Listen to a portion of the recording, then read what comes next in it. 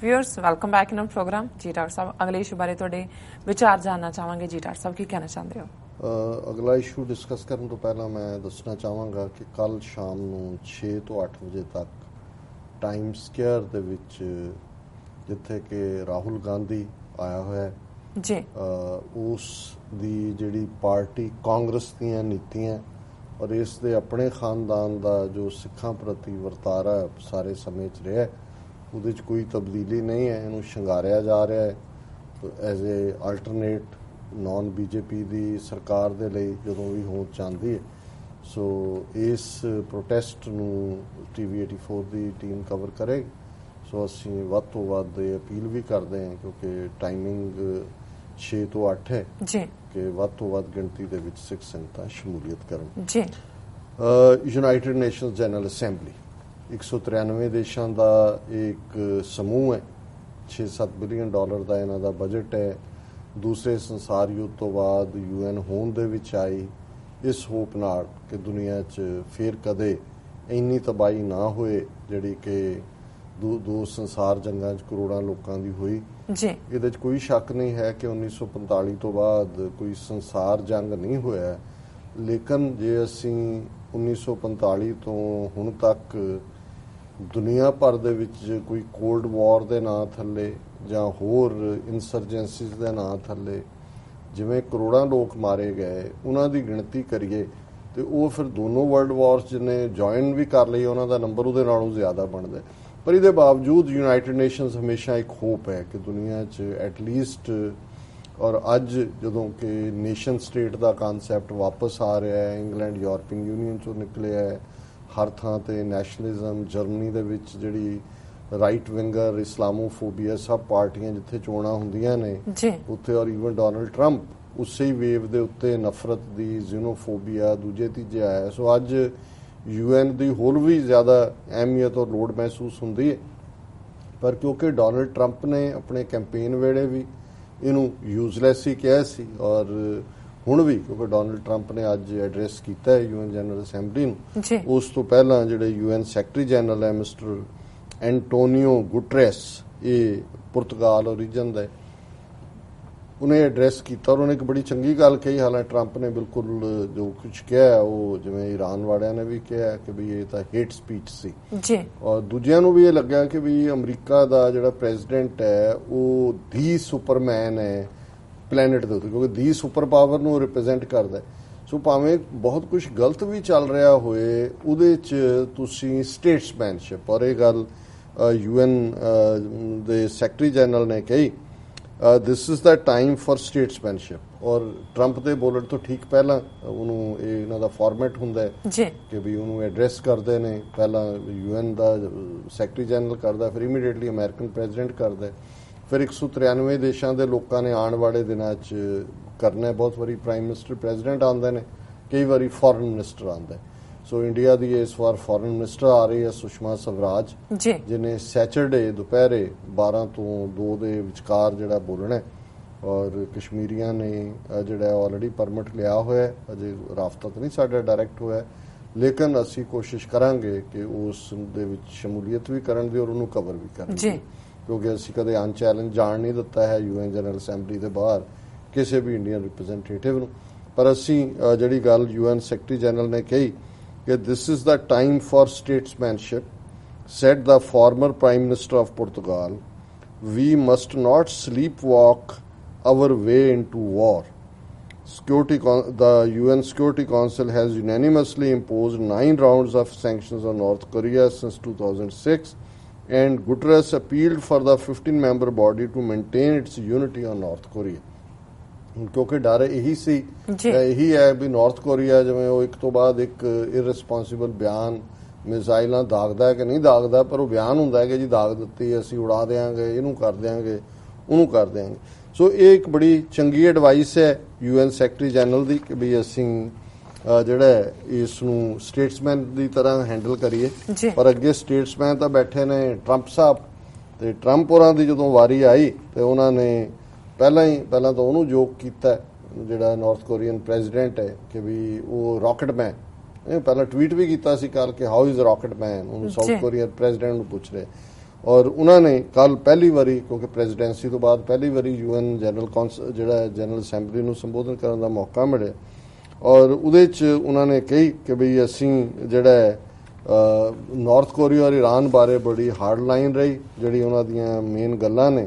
ਉਹਨਾਂ ਨੇ ਕਿਹਾ ਜੀ ਅਮਰੀਕਾ ਇੱਕ ਵੱਡੀ ਤਾਕਤ ਹੈ, ਸਾਡੇ ਕੋਲ ਪੇਸ਼ੈਂਸ ਵੀ ਹੈ, ਤੇ ਅਸੀਂ ਆਪਣੇ ਤੇ ਆਪਣੇ ਸਹਿਯੋਗੀਆਂ ਦੀ, ਮਤਲਬ ਸਾਊਥ ਕੋਰੀਆ, ਜਾਪਾਨ, ਰੱਖਿਆ ਲਈ ਵੀ ਮਜਬੂਰ ਹੈ, ਤੇ ਸਾਡੇ ਕੋਲ ਨਾਰਥ ਕੋਰੀਆ ਨੂੰ ਪੂਰੀ ਤਰ੍ਹਾਂ ਤਬਾਹ ਕਰਨ ਤੋਂ ਇਲਾਵਾ ਹੋਰ ਕੋਈ ਆਲਟਰਨੇਟਿਵ ਨਹੀਂ। ਸੋ ਜ਼ਾਹਰ ਹੈ ਕਿ ਵੀ ਜਿਹਨੂੰ ਹੇਟ ਸਪੀਚ ਜਾਂ ਜਿਹਨੂੰ UN ਸੈਕਟਰੀ ਜਨਰਲ ਨੇ ਕਿਹਾ ਸੀ ਵੀ ਸਟੇਟਸਮੈਨ ਦੀ ਤਰ੍ਹਾਂ ਬਿਹੇਵ ਕਰੋ, ਉਹ ਗੱਲ ਨਹੀਂ ਸੀ। ਫਿਰ ਉਹਨੇ ਕਿਹਾ ਰਾਕਟਮੈਨ ਆਪਣੇ ਦੇਸ਼ ਦੇ ਖੁਦਕੁਸ਼ੀ ਮਿਸ਼ਨ ਤੇ ਹੈ ਤੇ ਅਮਰੀਕਾ ਤਿਆਰ ਹੈ, ਅਸੀਂ ਬਿਲਕੁਲ ਹਰ ਆਪਣੇ ਆਪ ਨੂੰ ਡਿਫੈਂਡ ਕਰਨ ਦੇ ਲਈ ਵੀ ਯੋਗ ਹੈ, ਪਰ ਹੋ ਸਕਦਾ ਹੈ ਇਹਦੀ ਲੋੜ ਹੀ ਨਾ ਪਏ। ਇਹਦਾ ਮਤਲਬ ਹੈ ਕਿ ਕਿਸੇ ਨਾ ਕਿਸੇ ਡਿਫਰੈਂਟ ਮਿਸ਼ਨ ਤੇ ਕੰਮ ਕਰ ਰਹੇ ਨੇ ਜੀ। ਔਰ ਉਹਨੇ ਕਿਹਾ ਜੀ ਕਿ ਵੀ ਤੁਸੀਂ ਚੀਨ ਔਰ ਰੂਸ ਦਾ ਥੈਂਕ ਯੂ ਕੀਤਾ ਕਿ ਤੁਸੀਂ ਉਹਨਾਂ ਦੇ ਨਾਰਥ ਕੋਰੀਆ ਬਾਰੇ ਰੈਜ਼ੋਲੂਸ਼ਨ ਤੇ ਜਿਹੜੀਆਂ ਸੈਂਕਸ਼ਨਸ ਦਾ ਸਿਕਿਉਰਿਟੀ ਕਾਉਂਸਲ ਸਪੋਰਟ ਕੀਤਾ, ਪਰ ਹੋਰ ਵੀ ਕਰਨ ਦੀ ਲੋੜ ਹੈ। ਔਰ ਉਹਨੇ ਕਿਹਾ ਜੀ ਸਾਡੀ ਧਰਤੀ ਦਾ ਇੱਕ ਵੱਡਾ ਸੰਕਟ ਹੈ ਕਿ ਇੱਕ ਅਨਸਟੇਬਲ ਦੇਸ਼ਾਂ ਦਾ ਛੋਟਾ ਜਿਹਾ ਸਮੂਹ ਜਿਹੜਾ ਕਿ ਆਪਣੇ ਇਸ ਸਾਰੇ ਨੂੰ ਚੈਲੰਜ ਕਰਨ ਦੀ ਕੋਸ਼ਿਸ਼ ਕਰ ਰਿਹਾ, ਔਰ ਆਤੰਕਵਾਦੀ ਤੇ ਜਿਹੜੇ ਚਰਮਪੰਥੀ ਨੇ, ਦਹਿਸ਼ਤਗਰਦ, ਉਹਨਾਂ ਨੇ ਬੜੀ ਤਾਕਤ ਇਕੱਠੀ ਕਰ ਲਈ ਹੈ, ਉਸ ਸਾਰੀ ਧਰਤੀ ਤੇ ਫੈਲ ਗਏ ਨੇ। ਅਸੀਂ ਹਮੇਸ਼ਾ ਆਪਣੇ ਸਾਥੀਆਂ ਦਾ ਸਾਥ ਦੇਵਾਂਗੇ, ਔਰ ਮੈਂ ਜਦੋਂ ਤੱਕ ਅਮਰੀਕਾ ਦਾ ਪ੍ਰਧਾਨ ਹੈ, ਮੈਂ ਅਮਰੀਕਾ ਦੇ ਹਿੱਤ ਜਿਹੜੇ ਨੇ ਉਹ ਸਭ ਤੋਂ ਉੱਪਰ ਰੱਖਾਂਗਾ। ਫਿਰ ਉਹਨੇ ਈਰਾਨ ਨਾਲ ਜਿਹੜਾ ਸਮਝੌਤਾ ਓਬਾਮਾ ਨੇ ਕੀਤਾ, ਉਹਨੂੰ ਵੀ ਉਹਨੇ ਹਿੰਟ ਦਿੱਤਾ ਹੈ ਕਿ ਵੀ ਉਹਦੇ ਤੋਂ ਪਿੱਛੇ ਹਟੇਗਾ, ਕਿ 2015 ਜਿਹੜਾ ਸਮਝੌਤਾ ਹੋਇਆ ਅਮਰੀਕਾ ਲਈ ਸ਼ਰਮਿੰਦਗੀ ਹੈ, ਔਰ ਈਰਾਨ ਜਿਹੜਾ ਉਹ ਹਿੰਸਾ ਨੂੰ ਐਕਸਪੋਰਟ ਕਰਨ ਵਾਲਾ ਇੱਕ ਆਰਥਿਕ ਤੌਰ ਤੇ ਬਿਲਕੁਲ ਜ਼ਰਜ਼ਰ ਕਿਸਮ ਦਾ ਦੇਸ਼ ਹੈ। ਉਹ ਕਿਸੇ ਅਮਰੀਕਾ ਆਪਣੀ ਜਿਹੜੀ ਹੈ ਉਹ ਤਾਕਤ ਕਿਸੇ ਦੇ ਥੋਪਣਾ ਨਹੀਂ ਚਾਹੁੰਦਾ, ਆਪਣੀ ਡਿਜ਼ਾਇਰ, ਪਰ ਉਹ ਆਪਣੀ ਸੋਵਰਨਿਟੀ ਨੂੰ ਪ੍ਰੋਟੈਕਟ ਵੀ ਕਰਨਾ ਚਾਹੁੰਦਾ। ਔਰ ਮੈਨੂੰ ਅਮਰੀਕਨ ਲੋਕਾਂ ਨੇ ਜਿਹੜਾ ਉਹ ਅਮਰੀਕਾ ਦੀ ਰੱਖਿਆ ਦੇ ਲਈ ਵੋਟ ਪਾਈ ਹੈ। ਫਿਰ ਵੈਨਜ਼ੂਏਲਾ ਬਾਰੇ ਵੀ ਉਹਨੇ ਇਸ ਕਿਸਮ ਦਾ ਹੀ ਇਹ ਕਿਹਾ ਕਿ ਵੀ ਸਾਨੂੰ ਉਹਦੇ 'ਚ ਇੰਟਰਵੀਨ ਕਰਨਾ ਪਏਗਾ। ਸੋ ਕੁੱਲ ਮਿਲਾ ਕੇ ਉਹ ਨਿਊਕਲੀਅਰ ਡੀਲ ਵੀ ਐਂ ਲੱਗਦਾ ਵੀ ਈਰਾਨ ਦੇ ਨਾਲ ਹਿਲਾਣ ਦੀ ਲਾਈਨ ਹੈ। ਨਾਰਥ ਕੋਰੀਆ ਵੀ ਜਿਹੜਾ ਇਸ ਵੇਲੇ ਇੱਕ ਜਿਸ ਕਿਸਮ ਦੀ ਧਮਕੀ ਟੋਟਲ ਡਿਸਟਰਕਸ਼ਨ ਦੀ ਹੈ, ਇਸ ਚੋਂ ਇਹ ਦੇਖਿਆ ਜਾ ਸਕਦਾ ਹੈ ਕਿ ਵੀ ਕੋਈ ਵੀ ਪਾਰਟ ਅਖੀਰ ਤੱਕ ਜਾਣ ਵਾਲਾ ਤਬਾਹੀ ਦਾ ਹੋ ਸਕਦਾ ਹੈ। ਔਰ ਜਿਹੜਾ ਇੰਡੀਆ ਦੀ ਬੇਸ਼ੱਕ ਆਫੀਸ਼ੀਅਲੀ ਤਾਂ ਅਜੇ ਇਹਨਾਂ ਨੇ ਸੈਚਰਡੇ ਐਡਰੈਸ ਕਰਨਾ ਹੈ ਸੁਸ਼ਮਾ ਸਵਰਾਜ ਨੇ, ਪਰ ਆਲਰੇਡੀ ਇੱਥੇ ਆਈ ਹੋਈ ਹੈ, ਪਰ ਉਹਦੇ 'ਚ ਆਪਣਾ ਜਿਹੜਾ ਜਨਰਲ ਪ੍ਰੈਜੈਂਟੇਸ਼ਨ ਸੀ ਉਹਦੇ 'ਚ ਜਿਹਨੂੰ ਕਹਿੰਦੇ ਨੇ ਪੰਜਾਬੀ 'ਚ ਕਹਿੰਦੇ ਨੇ ਕਿ ਵੀ ਗੱਲ ਕੋਈ ਹੈ ਤੇ ਉਹਦੇ 'ਚ ਤੁਸੀਂ ਆਪਣਾ ਫਨ ਨਾ ਠੋਕ ਕੇ ਉਹਦੇ 'ਚੋਂ ਫਾਇਦਾ ਲੈਣ ਦੀ ਕੋਸ਼ਿਸ਼ ਕਰੋ। ਅੰਗਰੇਜ਼ੀ 'ਚ ਕਹਿੰਦੇ ਨੇ ਫਿਸ਼ ਇਨ ਦਾ ਟਰਬਲਡ ਵਾਟਰਸ। ਹੁਣ ਨਾਰਥ ਕੋਰੀਆ ਦੇ ਚੈਲੰਜ ਨੂੰ ਗਲੋਬਲੀ ਕਿਵੇਂ ਕਰਨਾ ਹੈ, ਕੀ ਹੈ, ਔਰ ਇਹਦੇ 'ਚ ਇੰਡੀਆ ਨੇ ਇਹ ਸ਼ਰਾਰਤ ਵਾਲੀ ਗੱਲ ਸੀ। ਉਹਨਾਂ ਨੇ ਕਿਹਾ ਜੀ ਇਹ ਜਿਹੜਾ ਨਾਰਥ ਕੋਰੀਆ ਜਿਹੜਾ ਹੈ, India seeks probe into nuclear proliferation links between Pakistan and North Korea, ਕਿ ਇਹ ਪਹਿਲਾਂ ਇਹਦੀ ਪੜਤਾਲ ਕਰਾਓ ਕਿ ਪਾਕਿਸਤਾਨ ਤੇ ਨਾਰਥ ਕੋਰੀਆ ਦੇ ਕੀ ਸੰਬੰਧ ਨੇ। ਤੁਹਾਡੀ ਪੜਤਾਲ ਨਾ ਕਰਾਓ ਵੀ ਤੁਸੀਂ ਹਾਰਡ ਵਾਟਰ ਪਲਾਂਟ ਜਿਹੜੇ ਕੈਨੇਡਾ ਨੇ ਲਾਏ, ਤੁਸੀਂ 1974 ਉਹਦੇ ਚੋਂ ਨਿਊਕਲੀਅਰ ਕਿਵੇਂ ਡਿਵੈਲਪ ਕੀਤਾ। ਜੇ ਤੁਸੀਂ ਨਿਊਕਲੀਅਰ ਪ੍ਰੋਲੀਫਰੇਸ਼ਨ 'ਚ ਯਕੀਨ ਨਹੀਂ ਰੱਖਦੇ, ਜਾਪਾਨ ਦੇ ਨਾਲ ਐਵੇਂ ਨਹੀਂ ਬੁਲਟ ਪ੍ਰੂਫ ਟ੍ਰੇਨ ਕਿ ਜੀ ਅਹਿਮਦਾਬਾਦ ਤੋਂ ਬੰਬਈ ਚਲਾ ਦਿਓ, ਉਹ ਨਿਊਕਲੀਅਰ ਅੰਬਰੇਲਾ ਦੇਣ ਨੂੰ ਉਧਰ ਤਿਆਰ ਬੈਠੇ ਨੇ, ਕਿਉਂਕਿ NPT ਦੇ ਉੱਤੇ ਨਿਊਕਲੀਅਰ ਪ੍ਰੋਲੀਫਰੇਸ਼ਨ ਟ੍ਰੀਟੀ ਤੇ ਭਾਰਤ ਨੇ ਦਸਤਖਤ ਨਹੀਂ ਕੀਤੇ ਹੋਏ। ਵੀ ਤੁਹਾਨੂੰ ਕੌਣ ਰੋਕਦਾ ਹੈ ਵੀ ਤੁਸੀਂ CTBT ਜਾਂ NPT ਤੇ ਦਸਤਖਤ ਕਿਉਂ ਨਹੀਂ ਕਰਦੇ। ਪਰ ਮੈਂ ਸਮਝਦਾ ਹਾਂ ਵੀ ਜਿੱਥੇ ਕਿ ਇੱਕ ਪਾਸੇ ਕਸ਼ਮੀਰ ਦੇ ਵਿੱਚ ਜੋ ਭਾਰਤੀ ਫੌਜ ਦੇ ਜ਼ੁਲਮ ਨੇ, ਔਰ ਦੂਜੇ ਨੇ ਕਿਉਂਕਿ ਪਾਕਿਸਤਾਨ ਦਾ ਰਿਪਰੈਜ਼ੈਂਟੇਟਿਵ ਜ਼ਾਹਰ ਹੈ ਕਸ਼ਮੀਰ ਦਾ ਮੁੱਦਾ ਚੁੱਕੇਗਾ, ਪਰ ਉਹਦੇ 'ਚ ਇੰਡੀਆ ਡਿਫੈਂਸਿਵ ਹੈ, ਉਹਨਾਂ ਕੋਲ ਕੁਝ ਕਹਿਣ ਨੂੰ ਨਹੀਂ ਹੈ। ਸੋ ਉਹਨਾਂ ਨੇ ਟੇਬਲ ਟਰਨ ਕਰਨ ਦੀ ਕੋਸ਼ਿਸ਼ ਕੀਤੀ ਹੈ, ਕਹਿ ਕੇ ਜੀ ਪਾਕਿਸਤਾਨ ਦੇ ਕਨੈਕਸ਼ਨ ਲੱਭੋ ਨਾਰਥ ਕੋਰੀਆ ਦੇ ਨਾਲ ਕੀ ਨੇ, ਨਿਊਕਲੀਅਰ ਪ੍ਰੋਲੀਫਰੇਸ਼ਨ। ਤੁਸੀਂ ਦੱਸੋ ਤੁਹਾਡੇ ਕੋਲ ਨਿਊਕਲੀਅਰ ਕਿੱਥੋਂ ਆਇਆ, ਤੁਹਾਨੂੰ ਕਿਹਨੇ ਦਿੱਤਾ ਹੈ? ਰਸ਼ੀਆ ਨੇ ਦਿੱਤਾ ਹੈ, ਚੋਰੀ ਤੁਸੀਂ ਹਾਸਲ ਕੀਤਾ ਹੈ, ਕੋਈ ਇੰਟਰਨੈਸ਼ਨਲ ਟ੍ਰੀਟੀ ਥੱਲੇ ਤਾਂ ਤੁਹਾਨੂੰ ਕਿਸੇ ਨੇ ਨਿਊਕਲੀਅਰ ਪਾਵਰ ਬਣਨ ਲਈ ਨਹੀਂ ਕਿਹਾ, ਤੁਹਾਡਾ ਵੀ ਕੰਮ ਇਲੀਗਲ ਹੈ। ਸੋ ਕੁੱਲ ਮਿਲਾ ਕੇ ਮੈਂ ਸਮਝਦਾ ਵੀ ਇਸ ਤੋਂ ਇਹ ਗੱਲ ਜ਼ਾਹਰ ਹੈ ਕਿ ਵੀ ਇਹ ਜਿਹੜੇ ਨੇ ਇਹਨਾਂ ਨੂੰ ਹਮਸਾਇਆਂ ਦੇ ਨਾਲ ਜਾਂ ਵਿਦਿਨ ਦਾ ਕੰਟਰੀ ਕੋਈ ਸਬੰਧ ਸੁਧਾਰਨ ਦੀ ਲਾਈਨ ਜਿਹੜੀ ਹੈ ਉਹ ਨਜ਼ਰ ਨਹੀਂ ਆਉਂਦੀ ਹੈ।